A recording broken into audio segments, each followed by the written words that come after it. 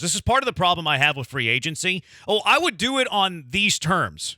Okay, great. I would sign Justin Verlander for $1 million next year on my terms. It can't be just your terms. Like people are saying, I would do it for 2 years, not for 3. I would throw player options, team options, vesting options into year 2, year 3.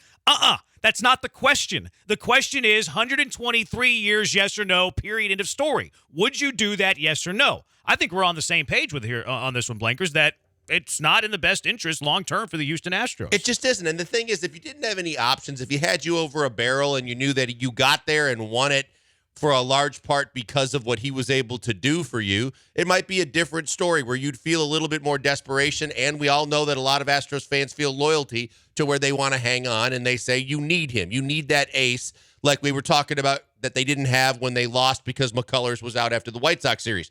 You don't have that problem. You just named them off earlier. We have 6 starters for next season, not named Justin Verlander, that are all fully capable of getting guys out on a consistent basis for the Houston Astros. Your bullpen is loaded. You don't have issues in your pitching staff, whether he's back or not.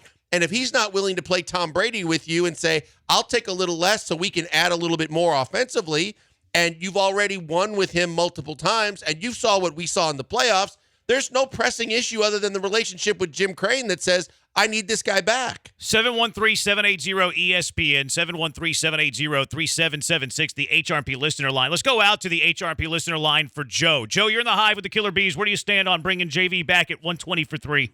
I don't bring him back for 3 years at $120 million. I'd make him an offer of 2 years at. And he says no. He says no, Joe. He's going to get easily 120 for 3. He's going to say, I see that. I spit on it. I'm going to crumble that up and throw it away. 120 for 3, yes or no?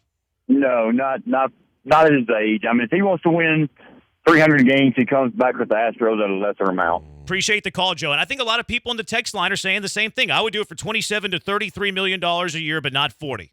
Cool. That ain't getting them.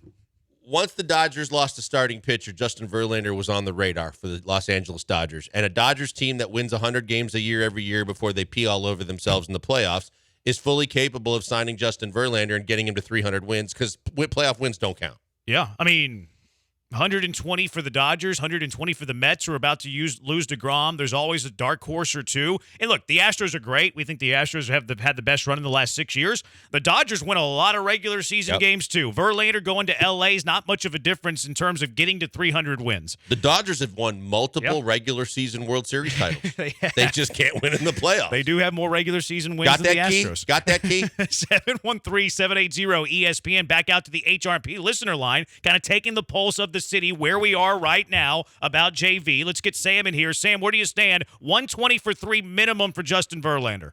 Hey, Killer Bees. Love the show. First-time caller. What's up, Sam? No, I don't think he needs to come back. We don't need to pay him.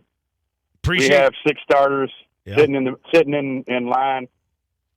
No reason to pay him. Appreciate the call, Sam. And I was telling you this on September 6th. You're going to need a first baseman. You're going to need a left fielder, DH. You have 6 other starting pitchers that are capable. So that's where we are now. Joe Sam is the Houston Astros sample on November 17th. Brendan telling us that Sales Guy Q, that the people that he hangs out with all want Justin Verlander back. I want to know who Q's hanging out with. Maybe it's Verlander. Maybe it's Kate Upton. Maybe it's the Cranes. Maybe it's their neighbors because they like looking at Kate every day and they don't want him to leave town. The poll I just put up there has 142 votes right now. 28% says yes. 72% says no. Just a quick little poll. We're going to run it throughout the duration of the show. Here is where we were whenever I brought up this idea on September 6th, that it is not in the best long-term interest of the Houston Astros, not even in the best interest immediately in 2023, to bring Justin Verlander back. Here is caller Quan on September 6th calling into our show about this topic. Verlander is Tom Brady. Would you ask the question, would you trade for Tom Brady, or would you let him go?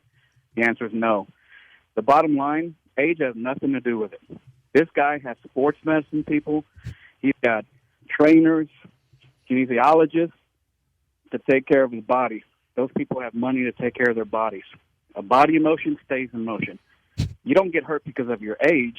You get hurt because you don't eat right, sleep right, or stretch. And so I don't think that's going to be a problem for Verlander because of his age. Justin Verlander, by the way, has missed 2 of the last 3 years. Just, by the way. But he got paid for it. Yeah, absolutely he's going to get paid for it. But, by the way, a body in motion stays in motion. Verlander's body wasn't in motion for 2 of the 3 seasons. I'm curious where Blair is now. We're Quan. I'm sorry. Who's Blair? Blair's on hold. We'll get to Blair in a second. Names. No, Quan. Yeah. And I don't mean that like I've been I thought wrong we were watching plenty. Facts of Life reruns or something like No, that. we got a Blair. Blair, Natalie, Tootie, who else? But Who the hell is Blair? But I'm just curious, like, because he said he's Brady. You don't let Brady walk. The Patriots did let Brady walk. They did. They So let Brady walk. You And can then he make won a that Super Bowl. decision. You know, we always go back to the Janet Jackson rule book of what have you done for me lately? What we saw after that show and what we've seen subsequently leading to the Astros winning the World Series and Justin Verlander changed everybody's mind in a heartbeat. It's the same people that were pay the man, pay the man, pay the man, pay the man. The minute they saw Jeremy Pena and then they saw that Correa wasn't exactly lighting the world on fire, it was like, oh my God, let him walk. Never should even talk to him. The guy's got to go. Yeah. This is what we're doing right now because so many people saw what we saw, which was a guy that didn't look like the same pitcher in the playoffs. Yeah, I mean, it is funny how quickly opinions change because, like, listening to this 45 minutes on September 6th, people were ready to throw Jeremy Pena out of town, which is, like, not what we're talking about. But people were calling in, be like, oh, we got to move Pena. We got to get rid of Pena, bring Correa back. And then, oh, wow, Pena's the ALCS MVP and the World Series MVP. So we just listened to caller Quan back on September 6th about bringing Verlander back. Here's caller Frank on September 6th about bringing Verlander back. And the old adage is good pitching beats good hitting any day of the week. Mm-hmm. Justin Verlander was on the mound for some of the biggest games in 2017 when we won the World Series. Like he said, when we played the Braves in the World Series, we just didn't have that. He provides that. There you go. So caller Frank, big games for Justin Verlander. How do we feel about big game Justin Verlander now? Not so good. One Big thing, game Justin Verlander would be watching while either Fromber or Christian Javier pitch. he did watch when Christian Javier pitched because people that argue the Justin Verlander side of this be like, He could have like, pitched, yeah. exactly. People that argue the Justin Verlander side of this are like, well, Dusty went right back to him. Dusty used him every single time. No, he didn't. Nope. Dusty Baker did not use Justin Verlander in Game 4 when he was fully rested, like the Phillies used Nola when he was fully rested in Game 4, and the Gave him the Astros extra day. chose to go with Christian Javier over Justin Verlander in that Game 4 with both pitchers rested. We're not going to play 45 minutes, from that show, but I also do want to say I would have loved to.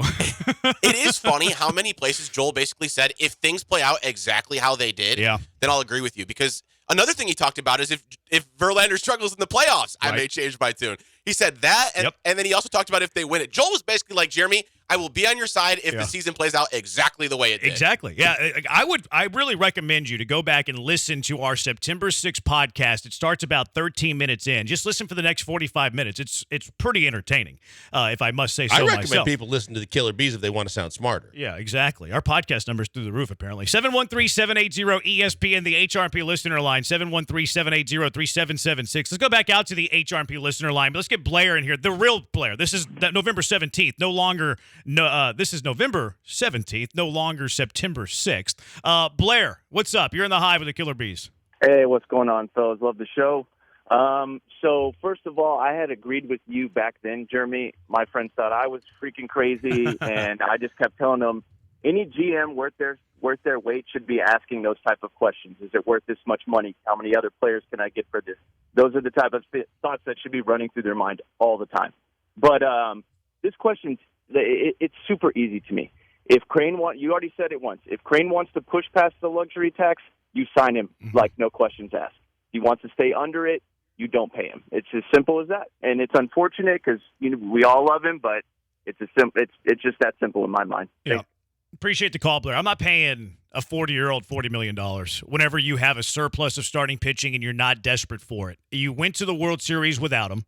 He wasn't available in 2020. You went to the ALCS, and your pitching staff is better now than it was then. You have 6 more than capable starting pitchers. You have the best bullpen in all of baseball. You have 2 offensive holes that you need to fill. If Crane wants to go into the luxury tax and sign his buddy, but not at the expense of a left fielder and a first base, cool. I'm all for it. But it cannot be at the expense of 2 offensive starting bats. Yeah, exactly right. Look, if this is a Crane buddy deal because he's still getting 3 aside on the golf course and doesn't want to lose his playing partner, then so be it, as long as he's willing to accept the consequences and not let the rest of the team suffer and get what else they need to fortify the rest of this roster. If he does that and brings his buddy back, well, then it's just more of a surplus of riches for the Astros and their fan base. But if he's not willing to do, pay Peter to also pay Paul, yep. then it doesn't make any sense if you're the Astros because you have the insurance policies built in where you don't need him. It's a luxury if you get him back, but you don't have to have him back.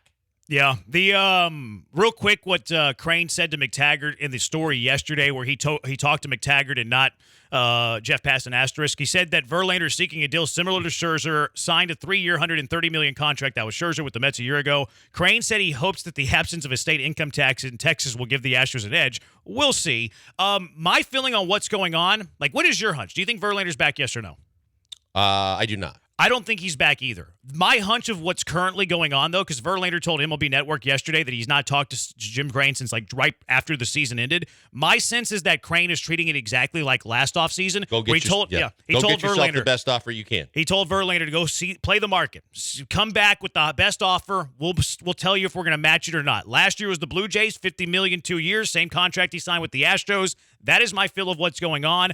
I don't think Crane eventually is going to sign Justin Verlander. Let me say this. I think that the calling card that makes this more attractive to teams that are looking at him is the fact that we just signed the Cy Young Award winner, right? But I think Crane really believes in the back of his mind that teams, no matter how good JV was last year, teams saw the playoffs too, and he's really curious whether those big market teams are willing to throw that big of a money offer at Justin Verlander, and I think he's betting on the under. Yeah, well, I mean, they say Verlander's seeking this. Yes. Seeking and getting two different things.